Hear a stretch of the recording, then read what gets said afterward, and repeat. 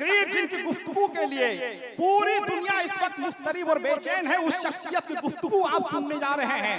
कल आप दादा नाना बन जाएंगे तो अपने पोतों को, नवासों को ये फख्र के साथ सुनाएंगे कि हमने सैयद अमीनुल कादरी की तकरीर जलसे में बैठ के सुनी। आप खुशनसीब हैं। नारा लगाइए, अपने हाथों को खुशनसीबी पे फख्र कीजिए, दोनों हाथों को उठाइए। नारे तकबीर, माशाअल्लाह, नारे रिसालत, मसलके आला हजरत, आमदे रसूल कॉन्फ्रेंस, उलमाए अहले सुन्नत, आले रसूल औलादे गौसे आजम हजरत अल्लामा सैयद अमीनुल कादरी साहब किबला। नारे तकबीर, नारे रिसालत। वो लामकाम में है फिर भी मकान उसका है, बुलंदियों का हर एक आसमान उसका है। ये गौसो ख्वाजा, ये वारिस, ये कौन है आखिर? निदा ये आई कि ये खानदान उसका है। कलामे नातिक़े परवरदिगार क्या कहना, कलाम उसका है, तर्ज़े बयान उसका। अस्सलामु अलैकुम व रहमतुल्लाहि व बरकातुहू। अल्हम्दुलिल्लाहि रब्बिल आलमीन वल आक़िबतु हुवल्लज़ी अरसल रसूलहू बिल हुदा व दीनिल हक़ लियुज़हिरहू। ओ आने वाले, सिराजम मुनीरा, लक़ब पाने वाले, चमक तुझसे पाते हैं सब पाने वाले। मेरा दिल भी चमका दे चमकाने वाले, बरसता नहीं देखकर अब्र रहमत, बदों पर भी बरसा दे बरसाने वाले। मदीने के खित्ते खुदा तुझको रखे, गरीबों फकीरों के ठहराने वाले।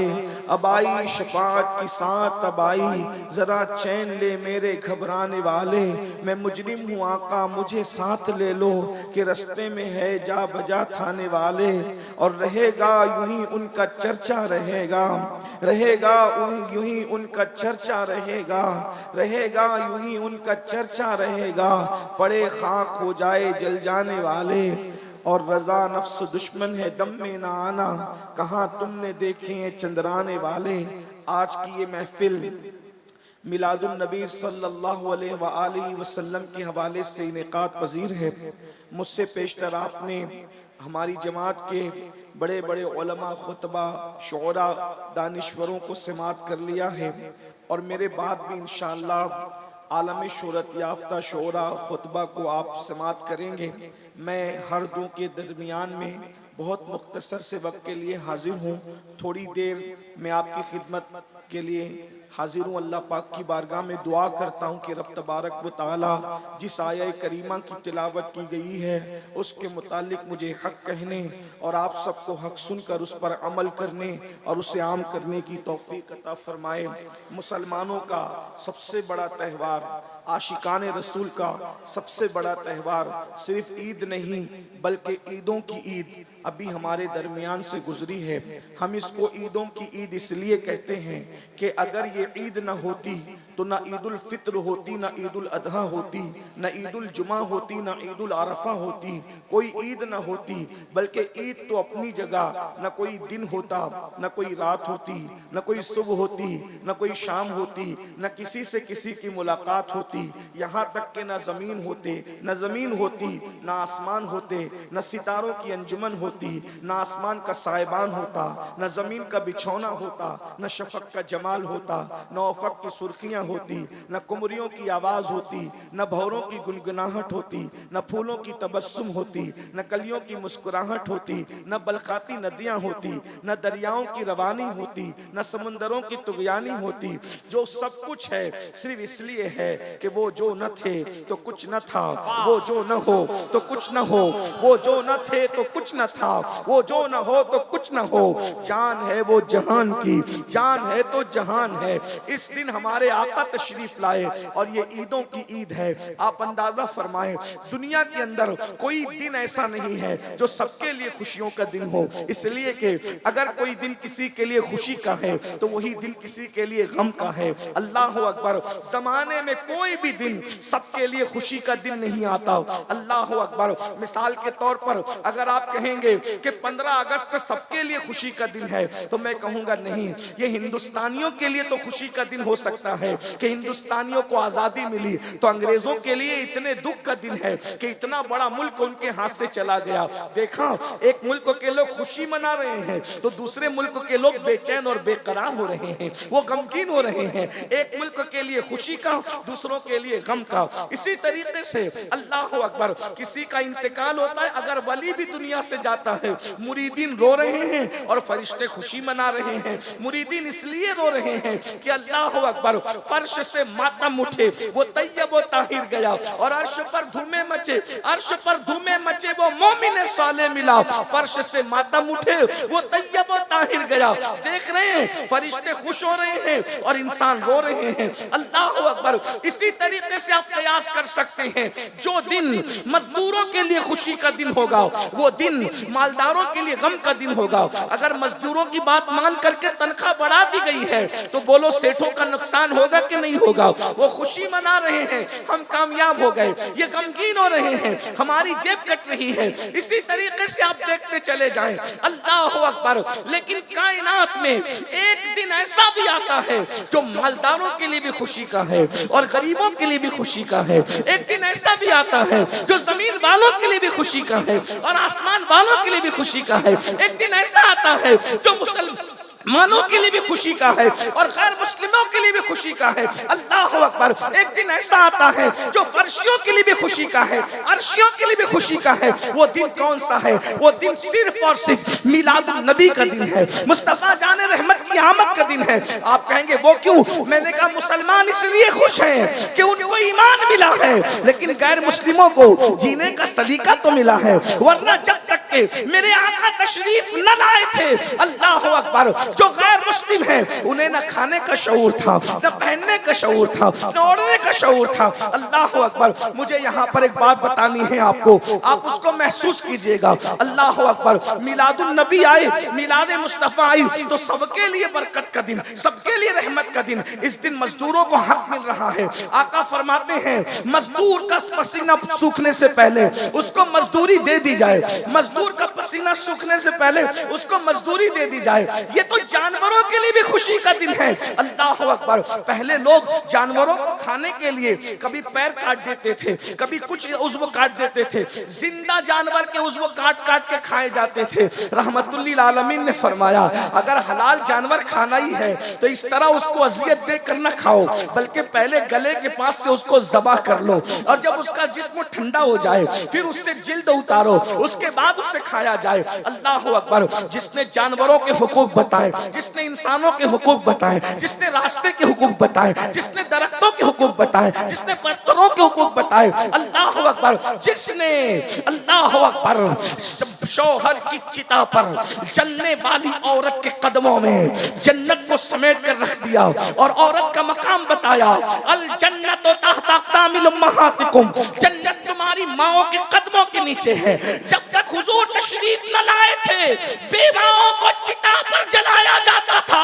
आमिना के लाल एक बेवा खातून की गोद में तशरीफ ला करके दुनिया को बताते हैं, अरे अगर बेवा मनहूस होती तो नबी की माँ बेवा क्यों होती? नबी की माँ जैसे खुश नसीब भी कोई हो सकता है। किसी का बेटा गौस है, किसी का बेटा कुतुब है, किसी का बेटा अब्दाल है, अरे किसी का बेटा कलीमुल्लाह है, किसी का बेटा नजीउल्लाह है, किसी का बेटा कलीमतुल्लाह है। तन्हा आमिना है जिसका बेटा हबीबुल्लाह। क्या कहने, जिंदाबाद जिंदाबाद।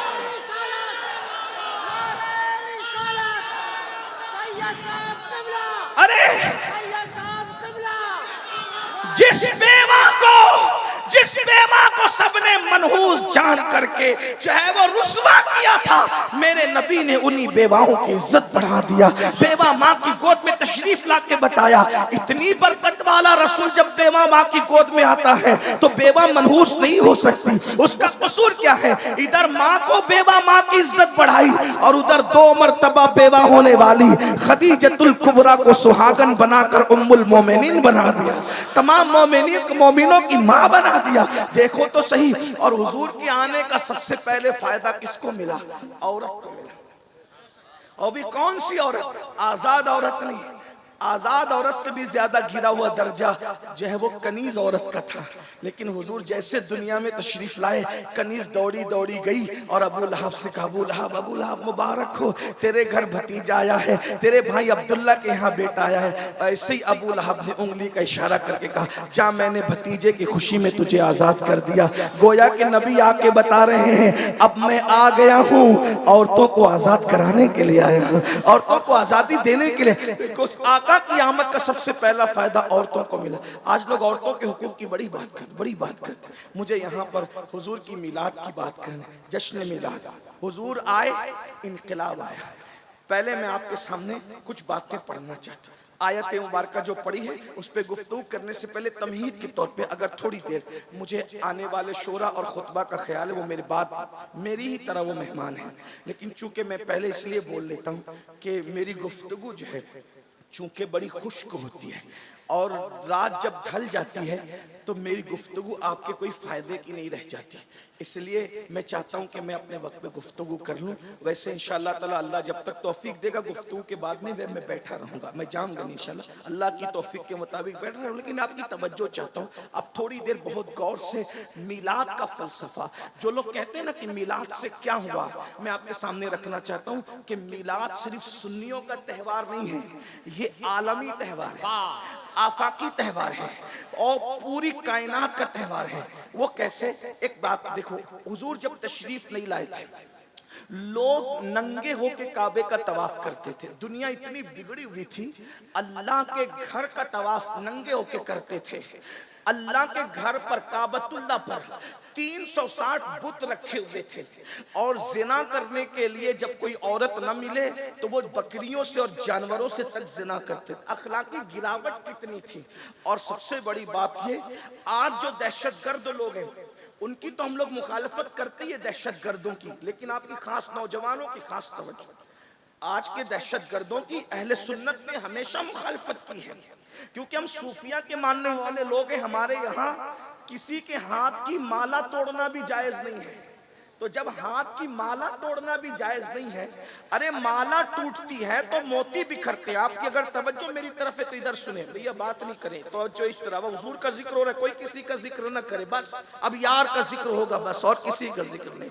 तवज्जो फरमाए, माला टूटती है तो मोती बिखरते हैं, लेकिन जब सर किसी का अलग किया जाता है तो उसका पूरा खानदान बिखरता है ना। तो हमारे यहाँ जब माला तोड़ने की किसी के हाथ की इजाजत नहीं है तो फिर किसी का सर काटने की इजाजत कैसे हो सकती है? जिस मजहब में वुजू करते वक्त पानी जाय करने की इजाजत नहीं है, जबकि हमारे यहाँ वुजू इबादत है, तो जब इबादत के नाम पर पानी जाय करना हराम है तो बगैर इबादत के किसी के खून को जाय करने की इस्लाम इजाजत कैसे दे सकता है? हमारा मजहब अमन का मजहब है, शांति का मजहब है, सुकून का मजहब है।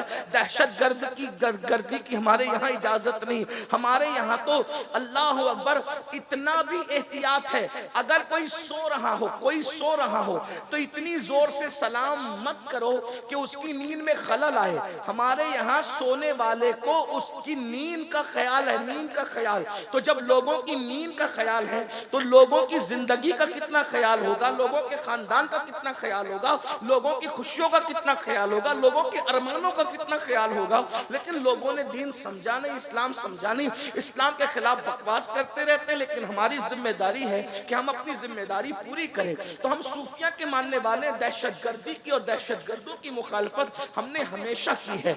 लेकिन एक बात मैं आपके सामने रखना चाहता हूँ, रसूलुल्लाह की आमद के बाद दुनिया में जितने भी दहशतगर्द बाद में पैदा हुए वो लोग छोटे दर्जे के दहशतगर्द हैं। क्यों? क्योंकि हर दहशतगर्द दूसरों के बच्चों को मारता है, अपने बच्चों को नहीं मारता, बल्कि दूसरों के बच्चों को भी वो मारता है तो अपने बच्चों की खुशी के लिए मारता है ना, यही है। लेकिन जब रसूलुल्लाह सल्लल्लाहु अलैहि वसल्लम की मिलाद नहीं हुई थी तो उस वक्त तो दुनिया इतनी बड़ी दहशतगर्द थी कि लोग अपने बच्चियों को अपने हाथों से जिंदा दफन करते।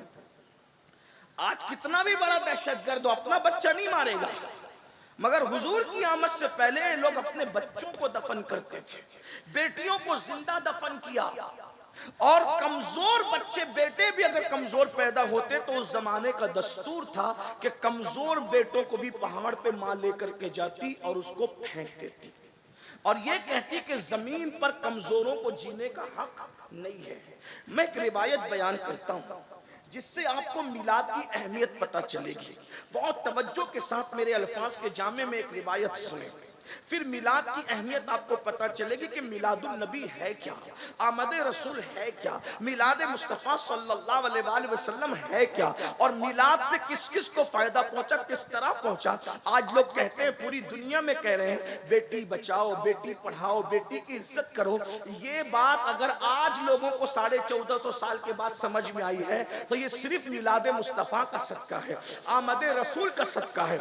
वरना जिनकी जबानें आज बेटी बेटी कर रही है, कल इन्हीं की जबानें बेटियों के ताल्लुक से क्या थी, मैं वो थोड़ा सा जायजा पेश करता हूँ। ये तारीख के अनमिट नकूश है जिसमें टिप्पणी नहीं कर रहा हूँ, सिर्फ हकायक आपके सामने रख रहा हूँ। देखिए, अल्लाह के रसूल अलैहि सलाम की आमद से पहले नंगे होके काबे का तवाफ करना, अगर औरतें मखसूस अय्याम में चली जाए तो औरतों को घरों के अंदर अंधेरे में बंद कर दिया जाता था। अगर बेवा होती थी तो हमारे भारत ही के अंदर ये तरीका था। सबूत है, मैं किसी मजहब पे टिप्पणी नहीं कर रहा हूँ, हालात बता रहा हूँ। हालात सिर्फ आप चेक करें क्या हालात थे। जब कोई औरत बेवा हो जाती थी उसका सर मोड़ दिया जाता था, उसके बालों को मोड़ करके उसको जो है कमरे में कैद कर दिया जाता था। वो शादियों में नहीं जा सकती थी, वो खुशी की महफिल में नहीं जा सकती थी। अब सुहागन औरतें उसको सुबह के वक्त देखती तो अपना चेहरा फेर लेती थी। सुबह के वक्त अगर औरतें आंगन से गुजरती, बेवा औरतें, तो वहां पर पानी डाला जाता था। ये बेवाओं के साथ, यानी बेवा का शौहर क्या मर गया, उसकी जिंदगी मौत से बदतर कर दी जाती थी। पहले तो जला दी जाती थी शौहर के साथ, और अगर जो बच भी जाती वो इस तरह बदतरीन हालात में जिंदगी गुजारती थी कि उसको कहीं हक हासिल नहीं था। ये दुनिया के हालात थे। यूनान को देखें, हिंदुस्तान को देखें, अरब को देखें। लेकिन अब आइए थोड़ा सा मिलाद पर तवज्जो करते हैं। हुजूर अलैहि सलाम की मेहनतें बहुत हैं, आप गौर कीजिएगा। बात जो कुछ चिल्लाने पिछ होने चिल्लाने दें, क्यों चिल्लाने मुझे नहीं पता, लेकिन अगर जिक्र रसूल से बड़ी भी कोई चीज उनके नजदीक है तो वो बात करते रहे, लेकिन मुझे कोई गुस्सा नहीं इस पर। बात आप बहुत अच्छे से सुन रहे हैं माशाल्लाह। मुस्लिम टोला, वैशाली वाले और गिरद नवाज से आने वाले, अल्लाह तुम सबको मिलाद मुस्तफ़ा का सदका दे। मिंबर वालों को भी, जमीन वालों को भी, सब बड़ी मोहब्बतें दे रहे हैं, लेकिन आप थोड़ा गौर से बात सुने, क्योंकि ये बातें गौर से सुनने की है। ये तकरीर नहीं है, कोई खिताब नहीं है, ये सिर्फ जो है ये किसी के दिल का दर्द है जो आपके दिलों के दरवाजे पे कोई मुंतकिल करने आया है। बस बात इतनी है और बात कोई नहीं है। हुजूर अलैहिस्सलाम की आमद से पहले औरत को कुचला जा रहा है, कमजोरों को कुचला जा रहा है, गरीबों को कुचला जा रहा है, काबे की अजमत पामाल की जा रही है, पेशानियां आवारा हो चुकी है, सजदे आवारा हो चुके हैं। एक खुदाए वादहू ला शरीक को छोड़कर गोबर की इबादत हो रही है, चूहों की इबादत हो रही है, बंदर की इबादत हो रही है, दरख्तों की इबादत हो रही है, पत्थरों की इबादत हो रही है। यानी जो इबादत के लायक हैं उसको छोड़ के सबकी इबादत हो रही है। यानी कि सुन, गौर तो फरमाए, अंदाजा तो फरमाए, गौर तो करें, इंसान कितना बिगड़ चुका था। इंसान का चेहरा इंसान की तरह था, वो दरिंदों से ज्यादा वैशी हो चुका था, जानवरों से बदतर हो चुका था। जो खुदा की हक तलफी करने लगे वो किसका हक अदा करेंगे। अल्लाह अकबर, अल्लाह अकबर। अंदाजा फरमाए हुजूर के आने से पहले के हालात जो मैं वाकया पेश करके आपको समझाना चाहता हूँ, बताना चाहता हूँ, जरा उसको महसूस करें। अगर दूसरे मकातिब फिक्र के भाई आए हैं उनसे भी मेरी गुजारिश है कि जरा मिलाद पर तवज्जो करें। मिलाद किस चीज का नाम है, मिलाद कहते किसे। अगर आपने किसी से सुन करके जो है वो यूं ही बोलना शुरू कर दिया है और यूं ही आप हुजूर अलैहि सलाम की मिलाद पर टिप्पणी करते हैं तो थोड़ा सा एक मुताला करें, मिलाद किस चीज का नाम है। दरअसल बात यह कि जब अल्लाह के रसूल तशरीफ लाए तो हुजूर अलैहि सलाम की आदत करीमा थी कि आका अलैहि सलाम फज्र की नमाज के बाद अपने सहाबा की तरफ रुख करके और किबले की तरफ पीट करके बैठ जाते थे और सहाबा किराम से पूछते थे, आप में से किसी ने कोई ख्वाब तो नहीं देखा। सहाबा अगर ख्वाब देखते तो हुजूर को वो बयान करते, हुजूर अलैहिस्सलाम उस ख्वाब की ताबीर बयान करते। कभी कोई ख्वाब हुजूर देखते तो अल्लाह के रसूल अलैहिस्सलाम अपना ख्वाब बयान करते और उनको ताबीर बताते। इसी तरह कभी कभी ऐसा होता जमाने जाहिलियत की बातें, यानी हुजूर अलैहिस्सलाम की आमद से पहले की बातें निकल जाती तो कभी सहाबा रो पड़ते, कभी मुस्कुरा पड़ते। कभी कभी ऐसा होता कि हुजूर फरमाते वो जमाने जाहिलियत के फला शायर ने एक शेर कहा कहा था किसी को याद है तो सुनाओ, उसका शेर क्या था वो सुनाओ। यानी हुजूर की एक महफिल थी जहां रोना भी था, जहां मुस्कुराना भी था, जहां तबस्सुम भी था, जहां तकल्लुम भी था। एक महफिल में सारी अंजुमनें सिमट आती थी। अब गौर करें, एक दिन ऐसा हुआ फजर की नमाज के बाद आमिना का लाल, अब्दुल्ला का जिगर पारा, हम सब के आका व मौला मुस्तफ़ा करीम रऊफ़ुर रहीम सल्लल्लाहु अलैहि वसल्लम सहाबा के झुरमुट में बैठे। जरा तसव्वुर में लाइए, गिरद नवाज से आने वालों जरा तसव्वुर में लाइए, जब उनका जिक्र करते हैं तो महफिल इतनी अच्छी लगती है, इतना नूर बरसता है, ऐसी रहमतों की बरसात होती है। जब बजाते खुद वो किसी महफिल में जलवगर होते होंगे तो उस वक्त तो महफिल का आलम क्या होता होगा। एक तरफ सिद्दीक़ बावफा है, एक तरफ फारूक है, फारूक आजम है, एक तरफ उस्मान ज़ुन्नूरैन है, एक तरफ हैदर कर्रार है, कहीं साद है, कहीं सईद है, कहीं तलहा है, कहीं जुबैर है, कभी अबू उबैदा है, कहीं जो वो अब्दुर रहमान इब्न औफ है, कहीं अबू हुरैरा है, कहीं खालिद इब्न वलीद है। गर्ज के सहाबा के झुरमुट में आमिना का लाल जलवगर है, आफ्ताब रिसालत महताब रिसालत की जलवगरी है। और हुजूर अलैहिस्सलाम के उस महफिल में अचानक ज़माने जाहिलियत का जिक्र निकल आता है। एक सहाबी जिन्होंने जाहिलियत के दौर में भी एक तवील उम्र गुजारी थी और वो ईमान की दौलत हासिल कर चुके थे, उन्होंने अर्ज की या रसूल अल्लाह, आप तशरीफ ले आए ना, बड़ा एहसान किया हम पर। हुजूर आप आ गए ना, बड़ा एहसान किया हम पर। आप आए हैं तो आलम में बहार आई है, आप आए हैं जमाने में बहार आई है। हुजूर आप ना आए थे हम तो जानवरों से बदतरीन जिंदगी गुजार रहे थे। हुजूर आप ना आए थे हम तो जानवरों से भी गैर गुजरी जिंदगी गुजार रहे थे। आका आप आ गए, खुदा का शुक्र है, बहुत एहसान है। यानी मिलाद का गोया कि वो जलसा हो रहा था। जलसे मिलाद की अलग अलग अंदाज है, जैसे जैसे हालात बदलते गए अंदाज बदलते गए। अब इससे बड़ी मिलाद की महफिल क्या होगी। साहिबे मिलाद खुद मौजूद है, हुजूर की आमद का तस्करा हो रहा है, हुजूर अलैहिस्सलाम की आमद पर शुक्र अदा किया जा रहा है। इससे बड़ी मिलाद की महफिल क्या होगी। उतने में वही सहाबी कहते हैं आका अगर इजाजत दें तो मैं लोगों को बताऊं कि जब आप नहीं आए थे तो हम कितने खूंखार थे, हम कितने बुरे थे, हम कितनी बुराई में जिंदगी गुजार रहे थे, और आप आए तो हम कैसे बदल गए। हुजूर ने फरमाया इजाजत है, बताओ तुमने जाहिलियत का दौर कैसे गुजारा, कुफ्र का दौर कैसे गुजारा, मेरे आने से पहले के हालात कैसे गुजारे। तो उस सहाबी ने कहा या रसूल अल्लाह, हालात तो बड़े तवील है जो हमने गुजारे हैं, लेकिन जिंदगी का एक वाकया जो मुझे याद आता है मैं आपको सुनाता हूँ। अब वो वाकया वो सहाबी हुजूर को सुना रहे हैं, सब सहाबा सुन रहे हैं। अब मैं उनकी आवाज को ला तो नहीं सकता, लेकिन उनके अल्फाज को अपने अल्फाज के जामे में नकल करता हूँ ताकि मिलाद की अहमियत पता चले। वो कहते हैं आका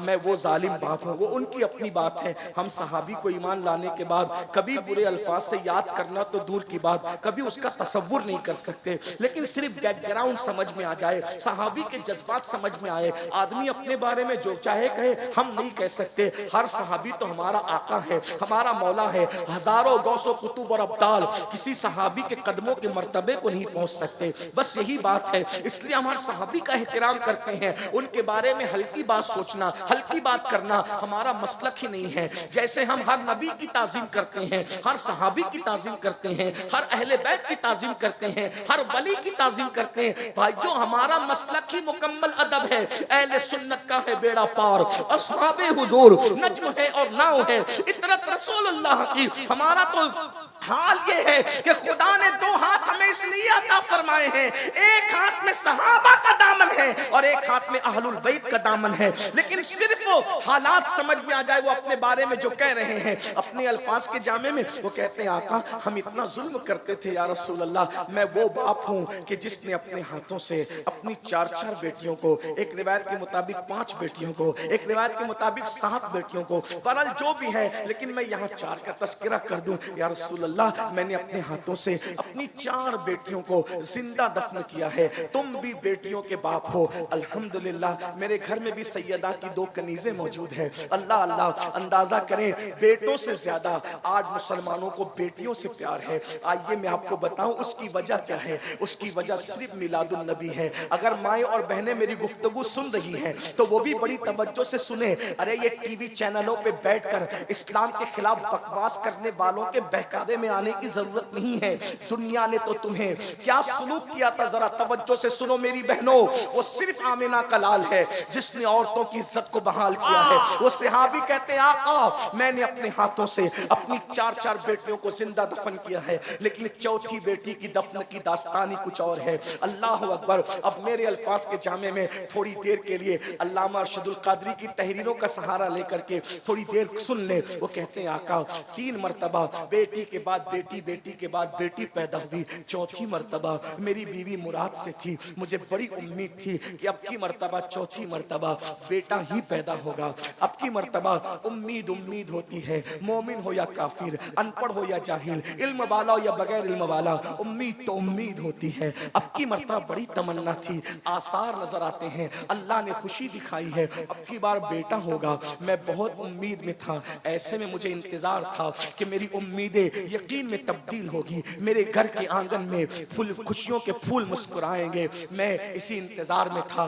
अचानक मुझे बहुत मजबूरी के तहत एक लंबे सफर पे जाना पड़ा। जाहिर सी बात है उस दौर का सफर ट्रेनों का सफर तो नहीं था, प्लेनों का सफर तो नहीं था। मिसाल के तौर पे आज कितनी दुनिया सिमट गई है। मैं सुबह को मैं कलियर शरीफ से चला हूं और शाम होने से पहले मैं पटना पहुंच गया हूं। इतनी दुनिया सिमट गई। अगर मैं कलियर शरीफ का प्रोग्राम करके वैशाली आता तो शायद 1 महीना गुजर जाता और मैं पहुंच पाता, लेकिन दुनिया सिमट गई है। तो उस दौर में जो सफर होते थे 2-2 3-3 दिन के नहीं होते थे, महीनों के होते थे, सालों के होते थे। वो कहते हैं या रसूल अल्लाह अचानक लंबा सफर दरपेश था तो मैंने अपनी बीवी को बुलाया और बीवी को बुलाकर अब देखो वो सहाबी के अल्फाज मैं अपने अल्फाज के जामे में समेट कर पेश कर रहा हूँ। तसव्वुरात की दुनिया में खो जाइए। हुजूर की महफिल में सहाबी का बयान। कहते हैं आका जब मैं सफर पे जाने लगा तो मैंने अपनी बीवी को बुलाया और बीवी को बुलाकर कहा देखो अगर बेटा पैदा हो उसकी निगहदाश्त करना,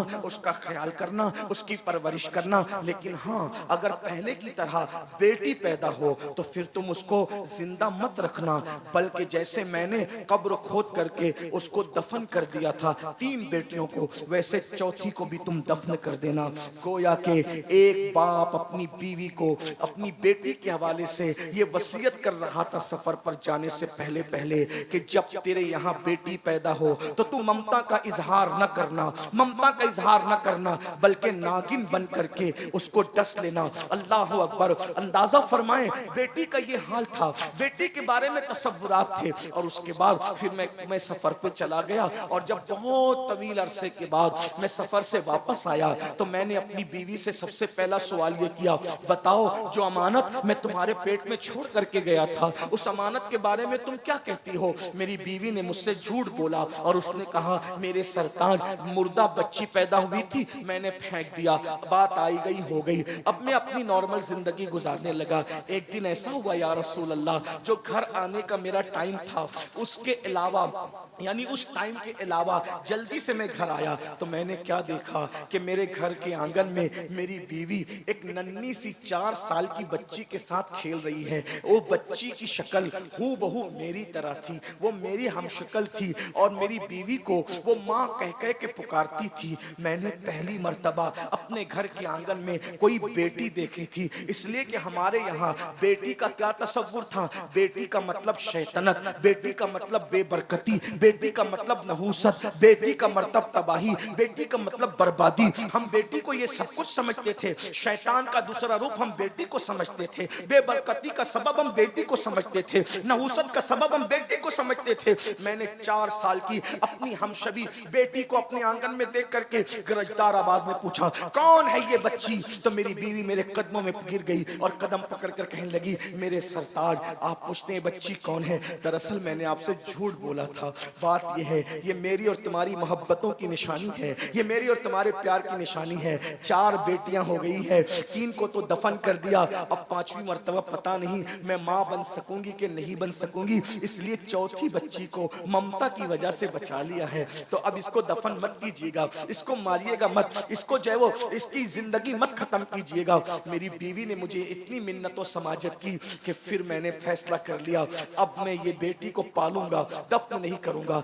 लेकिन माहौल माशरा इतना जालिम था कि हम बेटी को बर्दाश्त नहीं कर सकते थे, इसलिए कि बेटी बड़ी होगी, शादी होगी, कोई दामाद बनेगा, वो हमें दबाएगा, इसलिए हम बेटियों को दफन बर्दाश्त नहीं कर सकते थे। मैंने बीवी को कहा ठीक है, मैं वादा करता हूँ हम इसे पालेंगे। और फिर उसके बाद बेटी, मेरी बेटी, मैंने उसके साथ मोहब्बत की एक्टिंग शुरू की, मोहब्बत का एक गोया के दोहरा मेयार और गोया के जाहिरी तौर पे मोहब्बत मैंने शुरू की। मगर बेटी की खुसूसियत ये होती है कि बेटी माँ से ज्यादा, सबसे ज्यादा अगर किसी से प्यार करती है तो वो अपने बाप से प्यार करती है। मेरी बेटी जब सोती थी तो मेरी बाहों में सोती थी, मेरे बगैर वो रहती नहीं थी, वो मुझे अब्बा कह के पुकारती थी तो बहुत प्यार का समंदर उसके अंदर ठाठे मारता था, लेकिन मुझे वो बुरी लगती थी। मैं इंतजार में था कि कभी मौका मिले तो मैं इस नहूसत को, इस बेबरकती को जिंदा दफन कर दूंगा।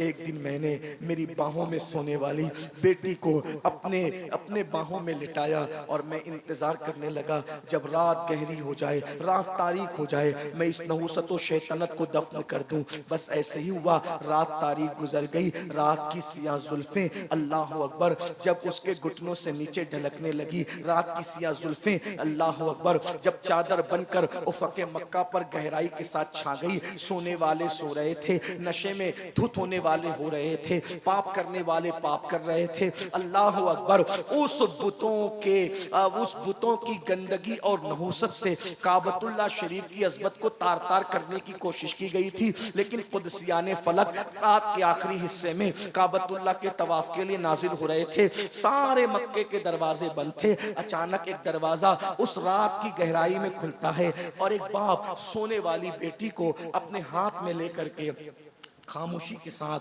बाहर निकलता है, बीवी की आंखों से बचाकर, उसकी नींद का फायदा उठाकर। गौर करें, एक बाप के हाथ में एक 4 साढ़े 4 साल की बच्ची है और वो लेकर के बाहर निकलता है। जैसे ही वो अपनी बेटी को लेकर बाहर निकलता है, सोचिए इस तरह से तो आज भी कई बाप लेकर के बाहर निकलते हैं, लेकिन हुजूर की मिलाद के पहले के बाप के इस तरह निकलने में और आज के बाप के इस तरह निकलने में आपने कोई फर्क महसूस किया है? फर्क ये है, किसी भी मजहब का बाप हो, किसी भी मसलक का बाप हो, आज जब बेटी को ऐसे लेकर के निकलता है तो यकीनन उसकी बेटी बीमार होती है और वो दवाखाने की तरफ दौड़ता है और कहता है डॉक्टर मेरी पूरी पूंजी ले ले मगर मेरी बच्ची को बचा ले। ये मिलाद के बाप के, मिलाद के बाद के जज्बात है। हर मसलक का बाप, हर मजहब का बाप, और इससे पहले एक बाप निकल रहा है हाथ में बेटी को लेके तो जिंदा दफन करने के लिए, और उसके बाद वो बाप कहता है या रसूल अल्लाह, जब मैं जल्दी जल्दी चलने लगा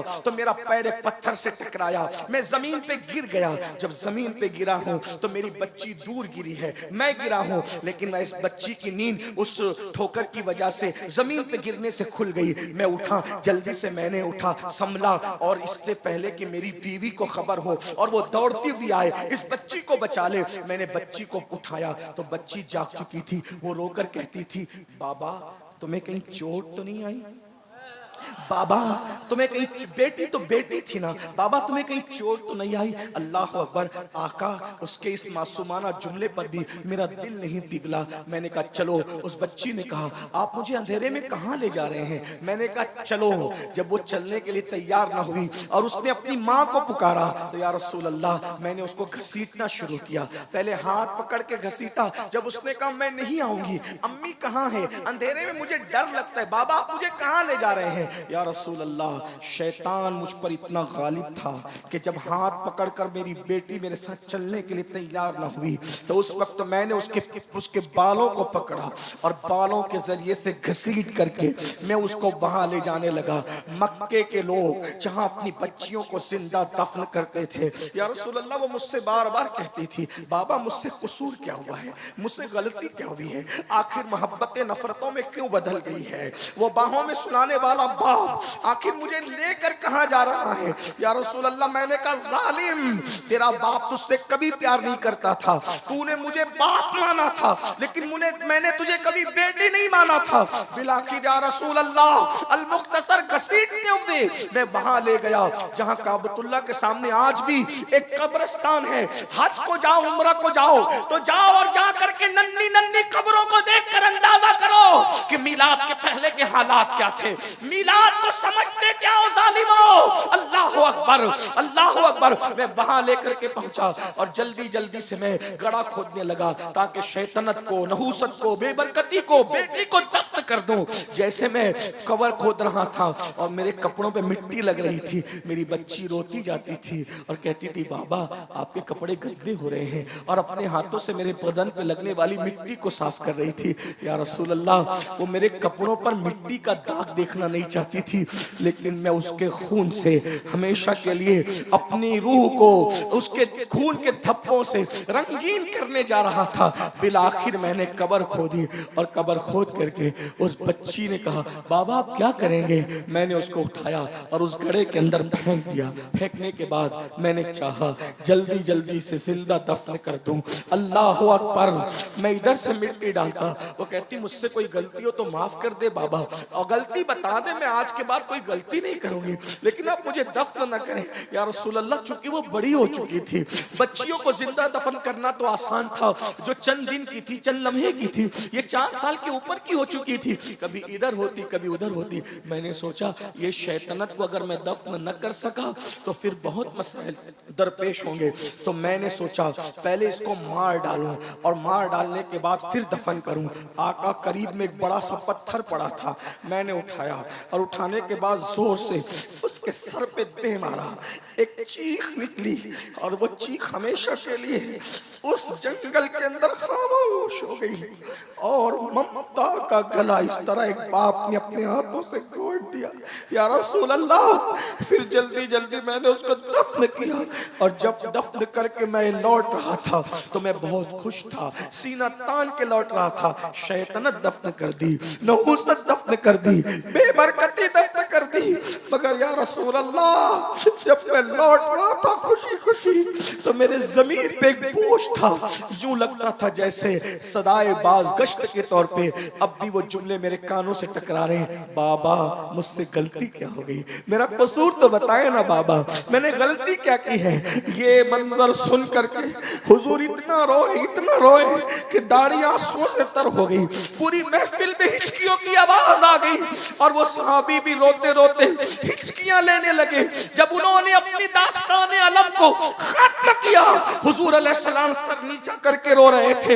हुजूर अलैहिस्सलाम ने आंसू भरे चेहरे को फिर सहाबा के सामने बुलंद किया और फिर उसके बाद मेरे आका ने इरशाद फरमाया, लोगों जब तक मैं नहीं आया था तुमने जो चाहा किया है, अब मैं बेटियों का गमगुसार बनकर, बेटियों का सहारा बनकर, यतीमों की आवाज बनकर, बेवाओं का मददगार बनकर दुनिया में आया हूँ।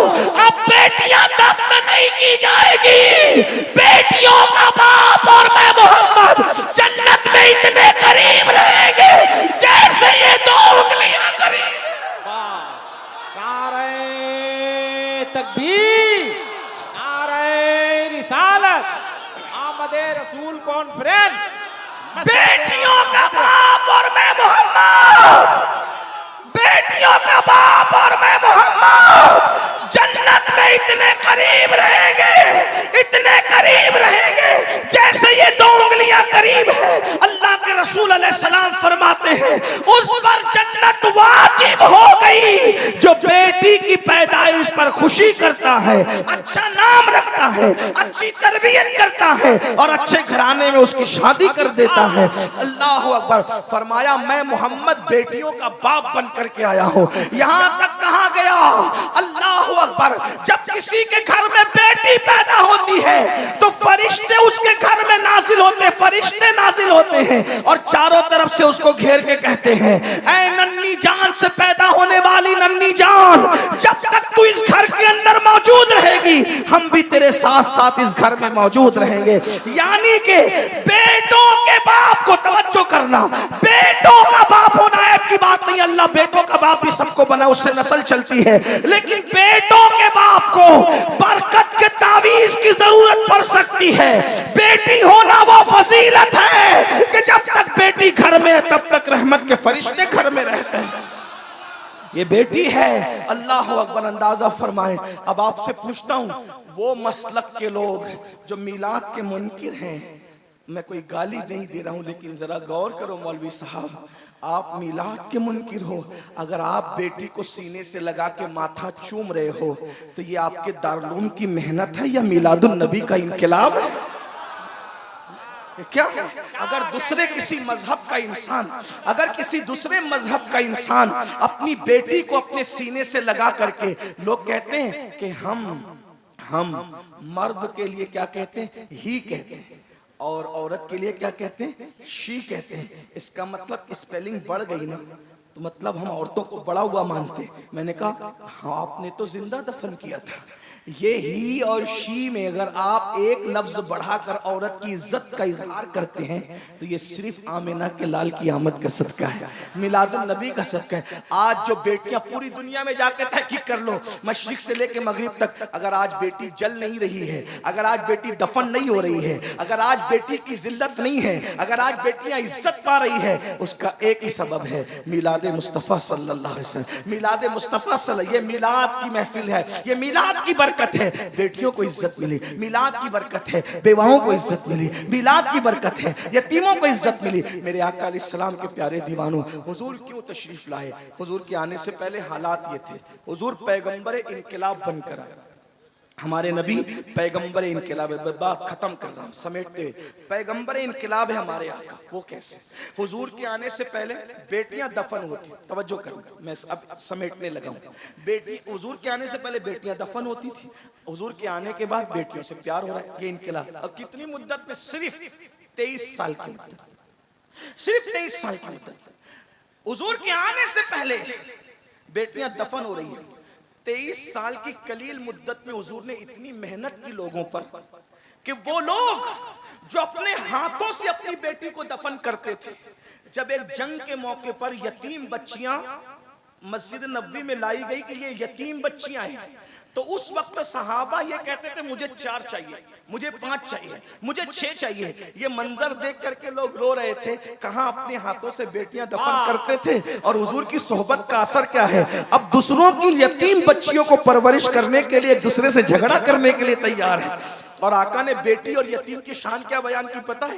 एक रास्ते से हुजूर तशरीफ ले जा रहे थे, क्या देखा कि वहां से नूर निकल रहे, घर से नूर निकल रहे, नूर निकल रहे। सहाबे किराम को वो नजर दे दी थी हुजूर ने कि नूर निकलता हुआ देख लेते थे। अर्ज़ की या रसूल अल्लाह, इस घर से नूर निकल रहा है। आका फरमाते जाके तहकीक कर लो, इस घर में 2 ही काम हो रहे होंगे, या तो किसी यतीम की परवरिश हो रही होगी, या तो आज इसके घर में बेटी पैदा हुई होगी।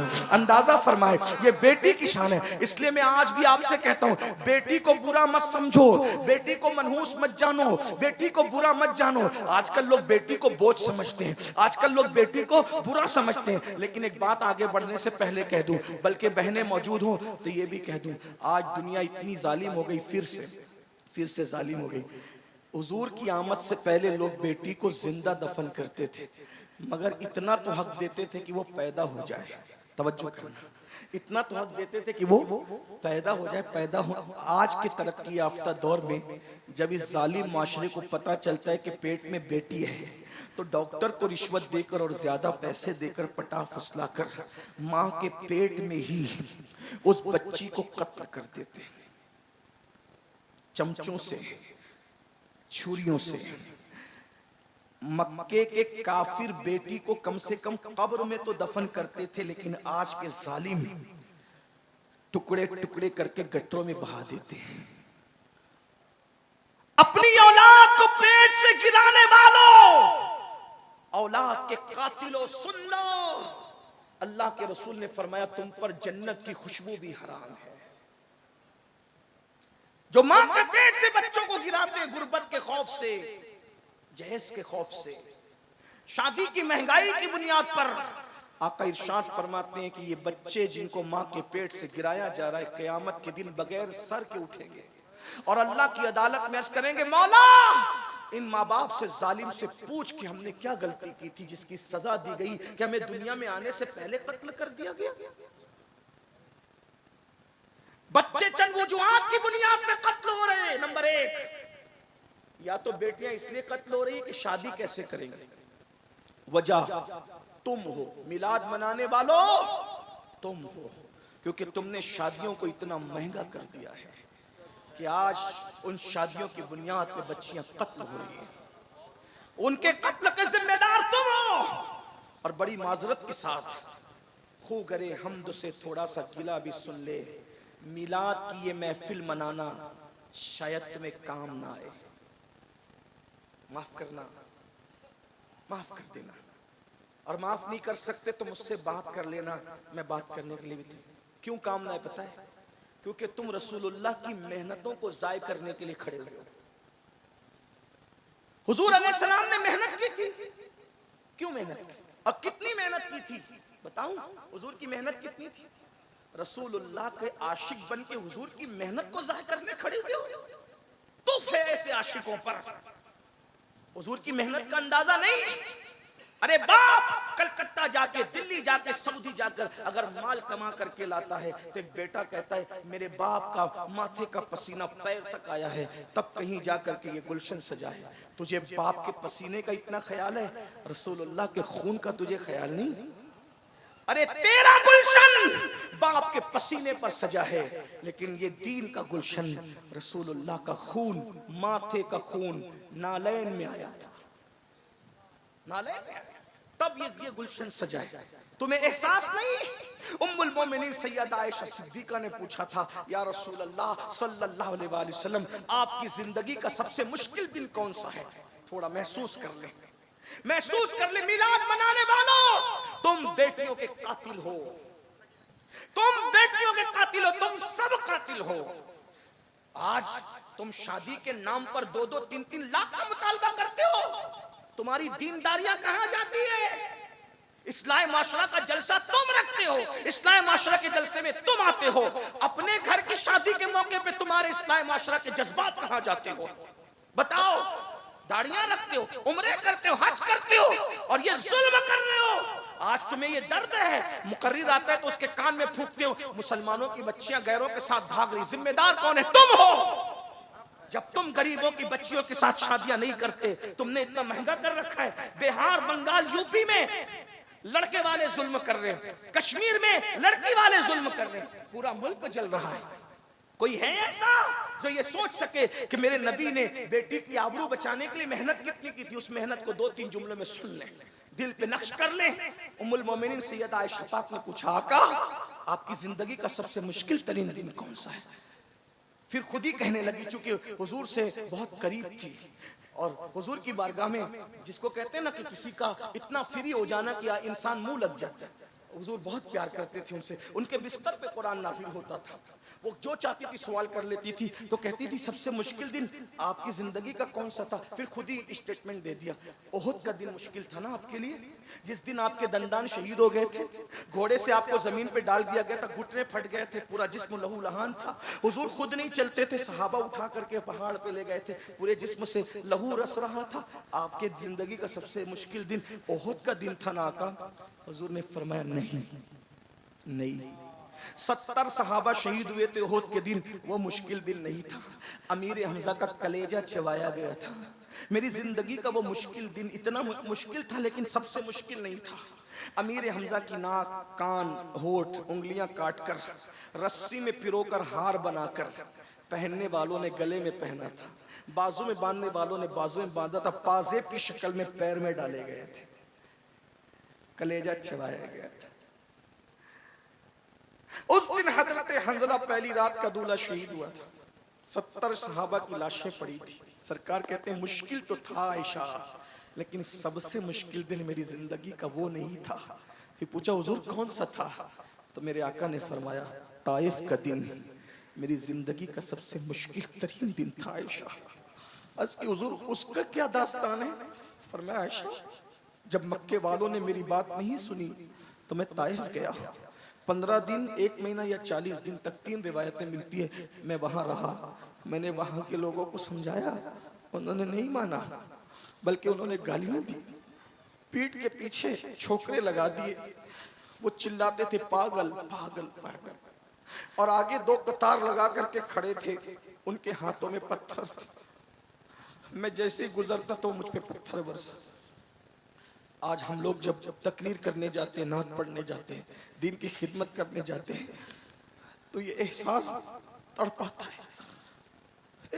गुलामों के लिए फूल बरस रहे, बल्कि गुलाम भी नहीं, डायरेक्ट गुलाम दर गुलाम दर गुलाम दर गुलाम, बल्कि उनके दर के सगाने बेहुनर इन पे फूल बरस रहे, नजराने दिए जा रहे, अच्छे से अच्छा खाना खिलाया जा रहा है।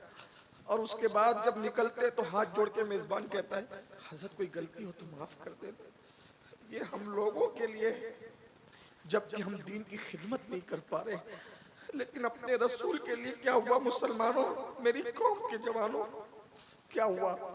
आका फरमाते, दो कतार लगा करके वो खड़े थे और मुझ पे पत्थर मार रहे थे। पत्थर सर से लेकर के पैर तक मारते थे, लेकिन खास तौर पे आयशा, वो मेरी पिंडलियों पे पत्थर मारते थे। नालैन खून से भर गई थी, नालैन खून से भर, मुझसे खड़ा नहीं रह जाता था, मैं बैठ जाता था। आयशा, जब मैं बैठ जाता था तो वो दोनों तरफ से मेरे बाजू पकड़ के उठा के खड़ा करते थे और खड़े करके फिर मुझे मारते थे। ये हुजूर की मेहनत थी। आज हुजूर की मेहनतों पर किसको एहसास? बाप की मेहनतों का एहसास फज्र की नमाज में बेसुध सो करके मस्जिदों को वीरान करने वालों, क्या समझते हो कि सिर्फ झंडे और कुमकुमे और ये जलसे तुम्हें कयामत के दिन बख्शवा लेंगे? हुजूर की मेहनतों का एहसास किए बगैर यकीनन ये बख्शिश का जरिया है, मुझे इनकार नहीं है। मैं फिक्र रजा का अल्हम्दुलिल्लाह गुलाम हूं। मेरे इमाम के अफकार हमारे लिए मशअले राह है। लेकिन सुन्नियों, मिलाद के जलसे में आने वालों, जरा सोचो, जब तुम फजर की नमाज में सोते पड़े रहते होंगे तो हुजूर का ये जिस्म जख्मी किया गया था, हुजूर के दिल पे क्या गुजरती होगी? हाँ हाँ, रात के 3-3 बजे तक जब तुम जिना की फिल्में देखते हो, आशिकाने रसूल, जलसों में कहते हो नबी के नाम पे जान कुर्बान करेंगे, और नरम गद्दों पे लेट करके जब तुम गंदी फिल्म देखते हो तो रसूलुल्लाह के दिल पे क्या गुजर? इसी दिन के लिए मैंने ताइफ में पत्थर खाए थे। औरतों के साथ नाजायज ताल्लुकात कायम करते हैं आजकल के लड़के और लड़कियां, औरतों को पाप की नजर से देखते। आप मुर्दा रसूल का कलमा नहीं पढ़ते, आप उस रसूल का कलमा पढ़ते हैं कि आपका लम्हा लम्हा हमारे रसूल देख रहे हैं, अल्लाह के इज़्न और अता से देख रहे हैं, वो हमारी जानों से ज्यादा करीब है। बताओ, जब कोई मेहनत करता है, ये सिर्फ जलसा मेहनत से सजा, अगर इस जलसे को खराब करेंगे ना तो जलसा बनाने वाले, जो जलसा जिन्होंने मुनक्किद किया, इमाम साहब हो या इनकी कमेटी हो, अमीनुल कादरी भी अगर जलसा खराब करेगा अच्छा नहीं लगेगा, बोलेंगे दूसरी बार इसको मत बुलाना, सैयद होगा अपने घर का, हमारा जलसा खराब कर गया। मैं पूछता हूं, जो तुम्हारे 1 महीने की मेहनत पर चंदे के पैसे के सजाए हुए जलसे को बर्बाद करे, तुम्हारा दिल इतना टूटता है, ना सैयद देखते हो, ना आलिम देखते हो, ना खतीब देखते हो, उससे तुम नाराज हो जाते हो जिस रसूल ने 23 साल मेहनत की है। रसूलुल्लाह की मेहनत अगर हम महसूस न करें, कौन महसूस?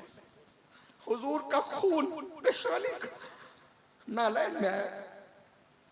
जब हुजूर को पत्थर मारे जाते थे, पट्टी बांधने के लिए जख्मों पे कपड़ा भी नहीं था, उम्मुल मोमिनीन सैयदा खदीजा अपना दुपट्टा फाड़ करके सर पे और जख्मों पे बांध दी।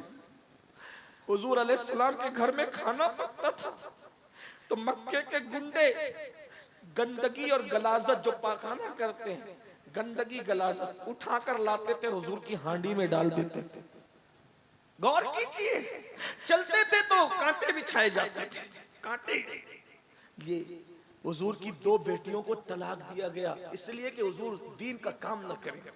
3 साल तक के घाटी में पूरे खानदान को कैद कर दिया गया। रसूलुल्लाह के घर के बच्चों ने दरख्त की पत्तियां चबाई, चमड़े जला करके पीस करके उसका शरबत बना करके पिया। ये मेहनत है। अब बताओ, जब तुम्हारी वजह से शादियां महंगी होगी, कार मांगोगे, जहेज मांगोगे और बेटियां गैरों के साथ भागेगी, शादियां महंगी होगी या पेट के बच्चे कत्ल किए जाएंगे, और जब मैदान महशर में तुम रसूलुल्लाह की बारगाह में हाजिर होंगे, मिलाद मनाकर या जो भी दावे करके, हुजूर चेहरा फेर ले, हुजूर चेहरा फेर ले, बताओ क्या होगा? आज रसूलुल्लाह की मेहनत को का एहसास नहीं है तुम्हें? कोई शराब पी रहा है, कोई नशा कर रहा है। अरे शराब की बोतल हाथ में आने से पहले तुझे महसूस होना चाहिए कि ये दीन मेरे घर तक कितनी मेहनतों से पहुंचा। ऐसे मुनाफिक सिफत दीनदार मत बनो। जबान पे जलसों में दीन और अंदर दुनिया। जब तुम बेटे का रिश्ता तय करने जाते हो तो मौलाना क्या कहते हैं? मौलाना मेरी बीवी नहीं मान रही है, वो जहेज का मुतालबा कर रही है। इतने फर्माबरदार हो बीवी के, हर दिन तुम चलाते हो बीवी को और शादी के मौके पे तुम्हें बीवियां नजर आती। बहाने बहाने सब मांग रहे हैं। और अगर मेरी ये गुस्ताखी माफ हो तो मैं हिंदुस्तान की जमीन पे ये जरूर कह रहा हूं कि सिर्फ दुनियादार लोग नहीं, दीनदार तबका भी इस लानत में मुलव्विस है। क्या जवाब दोगी अल्लाह को? क्या जवाब दोगी? अगर वाकई मिलाद मनाना है तो इनकलाब का हिस्सा बनो और आज सच्चे दिल से तय करो, मुझे खुश करने के लिए नहीं, अपने नबी को, मिलाद वाले रसूल को जिसके जरिए से मैं जन्नत लेना है, उनको खुश करने के लिए कि इंशाअल्लाह अब मैं अपनी शादी करूं या अपने बच्चों की शादी करूं। जो कंवारे वो अपनी शादी के बारे में, जो औलाद वाले वो अपनी औलाद के बारे में ये हुजूर से वादा करें, मुझसे नहीं कि या रसूल अल्लाह अगर आपकी उम्मत की बेटियां जहेज की वजह से पेट में कत्ल हो रही है या औरों के साथ भाग रही है तो जब मैं अपने बेटे का निकाह करूंगा तो इंशाअल्लाह मैं यूं कहूंगा कि बगैर जहेज के निकाह करूंगा। अगर मेरा समधी देना भी चाहेगा तो मैं कहूंगा जा किसी और मौके से दे देना, लेकिन जहेज का खात्मा करूंगा। और अल्लाह अकबर, बगैर जहेज की शादी करके दुनिया को बताऊंगा कि नबी के नाम पे जान देना भी जानते हैं और बिदअत का खात्मा करना भी जानते हैं। अगर ये हो गया इनकलाब आएगा, तब्दीली आएगी। याद रखना, इस दीन को हमारे घर तक पहुंचाने के लिए अल्लाह के रसूल की बहुत मेहनतें हैं। उस मेहनत का एहसास करो। आज हम सिर्फ जबान से मिलाद मनाते हैं, झंडे लगाते हैं, लेकिन हुजूर की मेहनत का हमें एहसास। भाइयों, एक दिन में 3 बार कपड़े बदलते हो, अच्छा है बदलो, 4 बार बदलो। हमारी कादरी, हम तो कादरी सूफी लोग हैं, हमारे कादरियत बहुत तसव्वुफ में बहुत इंजॉय वाली है। हमारे गौस पाक कहते हैं अच्छा खाओ, अच्छा पहनो, अच्छे काम करो। हमारे गौस तो इतना महंगा पहनते थे कि बादशाह को भी पहनो, 4 बार पहनो। लेकिन इतना जरूर कहता हूँ, 4 बार कपड़े बदलने के बाद ये मत भूलो कि इसी दीन के लिए सहाबा जो उहद में शहीद हुए थे उनको कफन भी नसीब नहीं हुआ था। बगैर कफन के दफन होने वाले सहाबा की कुर्बानी भी याद कर। कितनी औरतों का सुहाग उजड़ा है ना, तब हमारे घर पे इस्लाम पहुंचा। कितने बच्चे यतीम हुए तब हमारे घर पे इस्लाम पहुंचा। कितनी जाने गई तब हमारे घर पे इस्लाम पहुंचा। अब बताओ, हमने अपने बच्चे को डॉक्टर बनाना चाहा, इंजीनियर बनाना चाहा, टीचर बनाना चाहा, सब बनाया। बनाओ, बिल्कुल बनाओ। क्या आपने अपने बच्चे को मुसलमान भी बनाया? बताओ। ट्यूशन के लिए जगाते हो, स्कूल जाने के लिए सुबह 5 बजे जगाते हो, कभी अपने बच्चों को नमाज के लिए भी जगाया? बहुत माजरत के साथ, जो रसूल कहे कि नमाज मेरी आंखों की ठंडक है, नमाज पढ़ते हो? नहीं। जलसे में आए 3 घंटा बैठेंगे, 5 घंटा बैठेंगे, कितने लोग इशा पढ़ के? हाथ मत उठाना, जलील करना मकसद नहीं। हुजूर की उम्मती हो, हमसे बेहतर हुआ, आपकी हुर्मत को काबे से अफजल करार दिया गया है। लेकिन इतना पूछता हूँ, इशा कितने पढ़ के आए और जाके फजर कितने पढ़ेंगे? बहुत माजरत के साथ अर्ज करूं, जो जलसा करते हैं ना वो भी इल्ला माशाल्लाह नमाज नहीं पढ़ते। जलसे की मसरूफियत में ये मगरिब भी छोड़ते हैं, असर भी छोड़ते हैं, इशा भी छोड़ते हैं। करोड़ों जलसे एक पल्ले में रखा जाए और एक सजदा फर्ज एक पल्ले में रखा जाए, करोड़ों जलसे उस सजदे का बदल नहीं हो सकते। आप क्या सोच रहे हो नमाज छोड़ दूंगा मिलाद के जरिए बख्श दिया जाऊं? भाइयों, हमारे यहाँ मिलाद फर्ज नहीं है, उलमा मौजूद हैं, नफिल है, मुस्तहब है, ज्यादा से ज्यादा हुजूर से मोहब्बत का इजहार है। मैं मना नहीं कर रहा हूँ, अल्हम्दुलिल्लाह मिलाद पर मेरी तकरीरें मौजूद है। हम कहते हैं जो मिलाद मनाने से मना करते हैं उनके दिल सिया हो गए, हम उनसे मुकाबला कर रहे हैं। लेकिन आपसे कहता हूँ, मिलाद मनाओगे नफिल मुस्तहब करके और फजर छोड़ दोगे, नमाजें छोड़ दोगे, फिर सोचोगे हुजूर बख्शवा लेंगे। देखो हुजूर हुजूर तो किसी को भी बख्शवा सकते हैं, उनकी शान है, एक मैं क्या, मेरे इसियां की हकीकत कितनी, मुझसे 100 लाख को काफी है इशारा तेरा। लेकिन ये भी सुन लो, वो जिसको चाहे बख्शवा सकते हैं, वो मुख्तार कुल है, नबी मुख्तार कुल है, जिसको जो चाहे अता कर दे, ये मेरा अकीदा है। अगर वो चाहे तो करोड़ों को इशारों में बख्श दिया जाए, मगर उन्होंने ही फरमाया जिसने जानबूझकर नमाज छोड़ दी, कयामत के दिन उसके साथ मेरा कोई वादा नहीं है, मैं मोहम्मद उससे बेजार हूं, वो मेरे जिम्मे से बाहर हो गया है। कहां गई नमाज? नमाज कहां गई? जिस दिन मिलाद का जुलूस निकालते उस दिन भी फजर नहीं पढ़ते। हुजूर के दिल पे क्या गुजरती, अल्लाह के रसूल के दिल पे क्या गुजरती होगी। फिर कहता हूं, मुनाफिक न बनो, अगर आशिक बन रहे हो सच्चे बनो। एक हदीस सुन लो, बात पूरी करता हूं। क़ुतुल क़ुलूब में शेख अबू तालिब मक्की रहमतुल्लाह अलैह एक हदीस लिखते हैं, मैं कहूंगा तो मुजरिम होगा, लोग मुझसे नाराज भी होते हैं क्योंकि मैं ऐसी बात करता हूं। कुछ लोग तो ये कहते हैं कि पता नहीं ये सुन्नी है भी कि नहीं है। मैंने कहा अगर कुरान हदीस बयान करना मशकूक करता है, आप जो चाहे टाइटल दे दे। अल्हम्दुलिल्लाह मैं 41 पुश्तों का पुश्तैनी सुन्नी हूं, कन्वर्टेड सुन्नी नहीं हूं। हाँ अल्हम्दुलिल्लाह 41 पुश्तों का सुन्नी हूं, और जिसमें सैयदा फातिमा और मौलाए कायनात हमारे शजरे में नसब के एतबार से सबसे ऊपर हैं। अल्हम्दुलिल्लाह अल्हम्दुलिल्लाह। लेकिन एक बात आपसे कहूं, हकीकत अगर मेरी बात वाकई सुन्नियत से टकराती है तो आप मेरी इस्लाह करें, मुझसे बात करें। और अगर मैं वाकई सुन्नियत की बात कर रहा हूं, सैयदी आला हजरत फतावा रज़विया शरीफ में मसलक नकल करते हुए लिखते हैं कि मौला अली ने बेनमाजी पे कुफ्र का फतवा दिया, सैयदना फारूक आजम ने बेनमाजी पे कुफ्र का फतवा दिया। आपसे पूछता हूं कि आपके नजदीक मौलाए कायनात और सैयदना फारूक आजम का फतवा इसी तरह नजरअंदाज करने के काबिल है? अगरचे हम हनफी होने के एतबार से हमारे आला हज़रत ने बताया हमें, और हमारे इमाम ने बताया कि हम बेनमाजी को डायरेक्ट काफिर नहीं कहते, फासिक कहते हैं। हमारा अकीदा ये नहीं है, इसलिए कि जो हदीसों में आया है उसकी तावील हमारे इमाम आजम ने की है।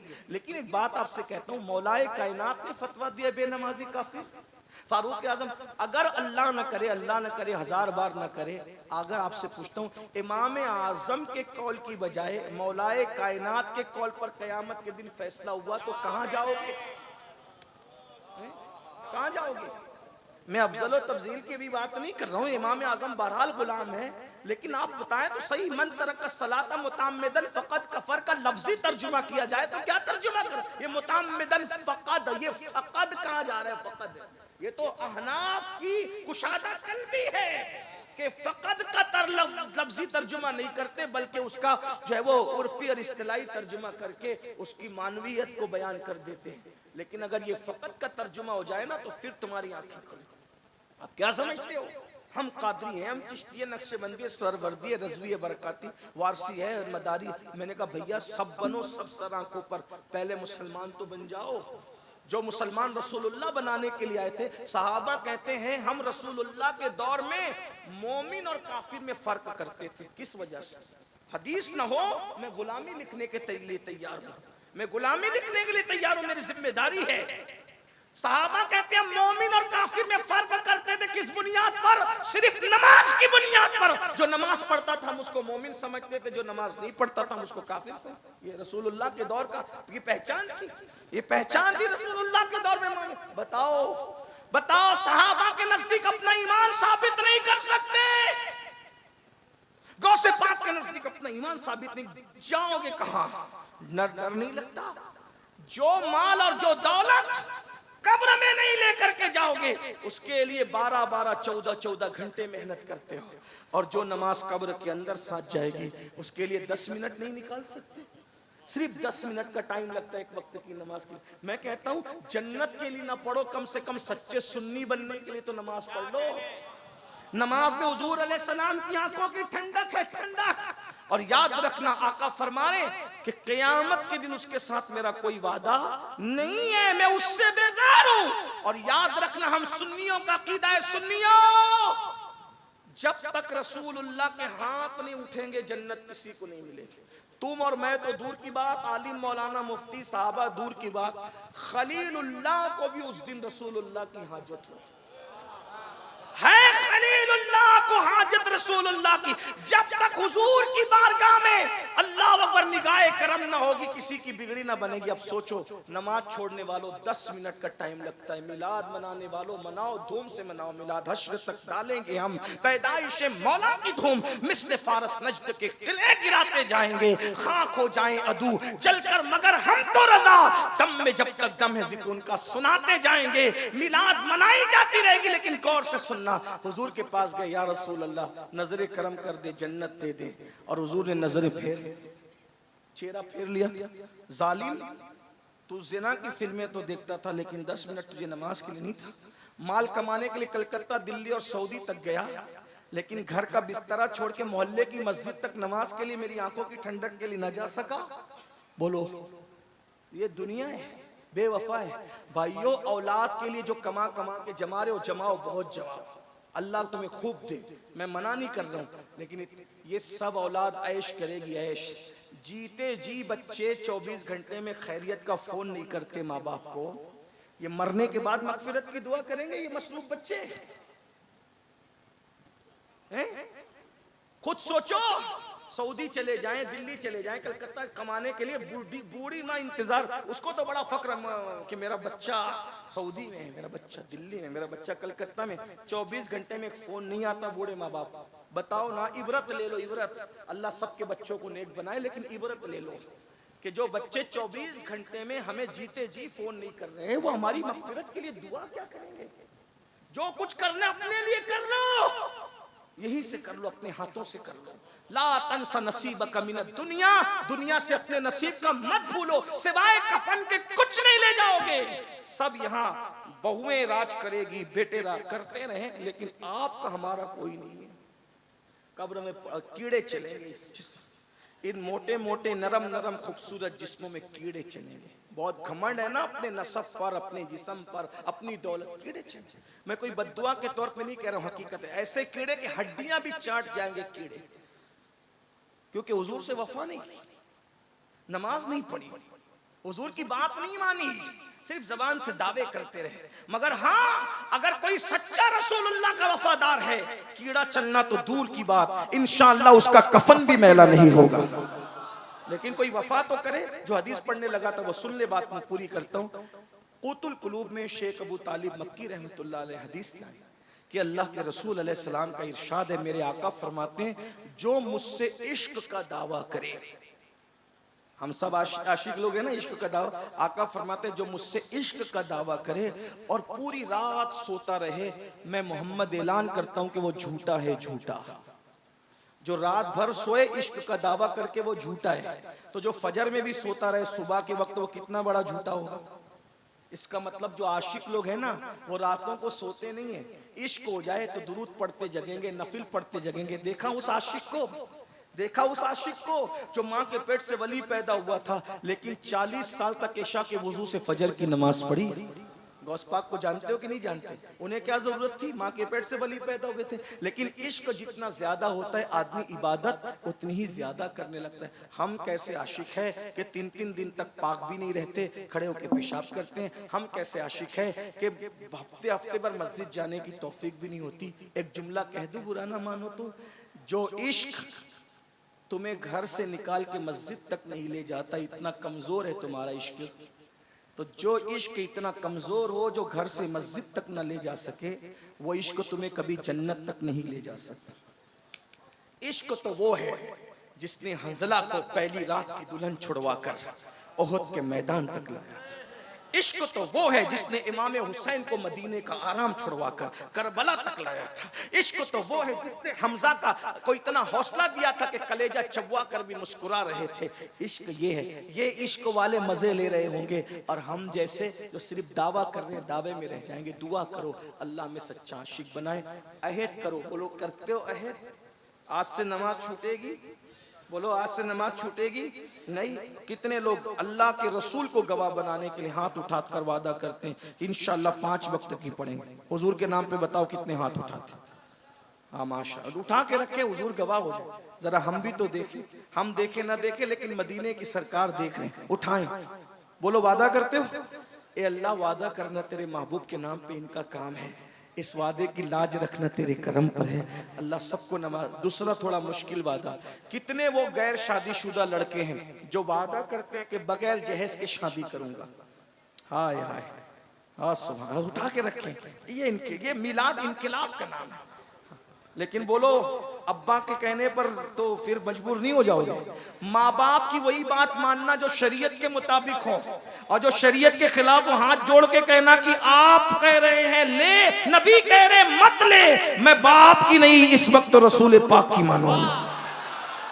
उनसे लड़ना भी मत, उनको झिड़कना भी मत, मगर कदम पकड़ के कह देना कि आज आपकी नहीं, आज हुजूर की मानेंगे, क्योंकि हुजूर हुजूर है। अरे जब बाप छोड़ के कयामत में भागेगा तो उस वक्त आमिना कलाल कहेगा ना अल्लाह इधर आ, इधर आ, इधर आ, इधर आ। मेरे इमाम कहते हुए माँ जब इकलौते को छोड़े आ आ कह के बुलाते ये हैं, बाप जहाँ बेटे से भागे लुत्फ वहाँ फरमाते ये हैं, बंदे को मरकत में थपक कर मीठी नींद सुलाते ये हैं। ठंडा ठंडा पीना मीठा मीठा, ठंडा ठंडा मीठा मीठा पीते हमें पिलाते ये हैं। कसरे दना तक किसकी रसाई जाते ये हैं, आते ये जाते ये हैं, आते ये। कह दो रजा से खुश हो, खुश रहे, मुज्दा रजा का सुनाते ये हैं। अभी जवानों ने हाथ उठाए, जरा उठाए तो एक बार। हाय, भूलेंगे तो नहीं। जो गैर शादीशुदा मिंबर पर है जरा उनकी भी जिम्मेदारी है। उनमें से कौन वादा करता है, जरा उठाए। मिंबर वाले भी हुजूर की उम्मत से अलग नहीं है, थोड़ा गुस्ताखी माफ कर दे। सब शादी, कुछ है गैर शादीशुदा। अच्छा, अब शादीशुदा लोगों का इम्तिहान है। अपने बच्चों की, पोतों की जब शादी करेंगे तो कितने ऐसे लोग हैं जो हुजूर की उम्मत की बेटियों की आबरू बचाने के लिए बगैर जहेज के शादी करेंगे। अच्छा, उठा के रखें, यही बात है। अल्लाह सबको सलामत रखे, खुश रखे, आबाद रखे। मिलाद का जश्न होता रहे, निसार तेरी चहल पहल पर हजारों ईद रबीउल अव्वल, सिवाय इबलीस के जहां में सभी तो खुशियां मना रहे हैं। अल्लाह हम सबको तौफीक दे। गुफ्तगू के दरमियान अगर कोई गलती हो तो अल्लाह ताला माफ कर दे। अस्तगफिरुल्लाह रब्बी मिन कुल्लि ज़ंबिन व अतूबु इलैह। एक गुजारिश, जाना नहीं। अगर हाजत है तो अलग बात है, लेकिन अगर हाजत नहीं है तो जाना नहीं, क्योंकि अभी आपके सामने हमारे अजीज शायर इस्लाम दिलबर शाही साहब और भी हमजा साहब और भी जो शोरा हैं उनको सुने फिर जाएं। मुझे भी जब तक तौफीक होगी मैं बैठा रहूंगा, आप भी बैठे रहें। अगर हाजत है तो हाजत से फारिग उनकी अलग बात है। चले, आज नाजिम साहब की जिम्मेदारी दिलबर भाई के लिए मैं पूरी करता हूँ। दिलबर भाई को नारा लगाएं आशिक रसूल के, नारे तकबीर, नारे रिसालत, मद्दाहान रसूल। एक बात बताऊं, मैं नबी की नात पढ़ने वालों से बहुत प्यार करता हूं। उसकी वजह बताऊं, जब हुजूर की बारगाह में हस्सान नात पढ़ते थे ना, तो हुजूर खुद जमीन पे बैठते थे और हस्सान को मिंबर पे खड़ा करते। हाँ, लेकिन बस मैं इतना चाहता हूं कि मेरे जो नात खां लोग हैं ना, वो नात पढ़ने के लिए जब जलसे में आए ना तो नजराना तय किए बगैर आया करें, तो ये अच्छी बात होगी। हालांकि मुझे उम्मीद है कि ये जिनके बारे में मैं जिक्र कर रहा हूँ ये ऐसे लोग नहीं है, ये ऐसे लोग, मेरा हुस्न ज़न है, ऐसे लोग नहीं है इंशाल्लाह। लेकिन आपसे भी कहता हूँ, आप इनको इतना दे दिया करें कि इनको मांगने की जरूरत न पड़े, और ये लोग बगैर मांगे आया करें। इसलिए कि मैं कहता हूँ, और हुजूर का जिक्र करे, कोई हमें दे न दे यार, हमारा कोई देगा क्या देगा, चंदे के पैसे से किसकी औकात क्या है।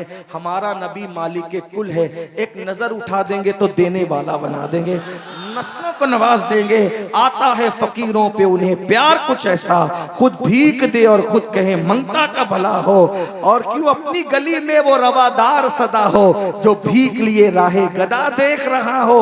मुझसे लोग फोन करके पूछते हैं तारीख लेते वक्त, हजरत फीस क्या होगी, नजराना क्या होगा, कितना तय करेंगे। मैंने कहा लोगों को बुरा लगता है, मुझे माफ करें, मैं माफी इसलिए बार बार मांगता रहता हूँ कि दिल ना टूटे, लेकिन हक बोलना भी जरूरी है। मैं कहता हूँ नचनियों की रातें तय होती है, आशिकों की रातें तय नहीं हुआ करती।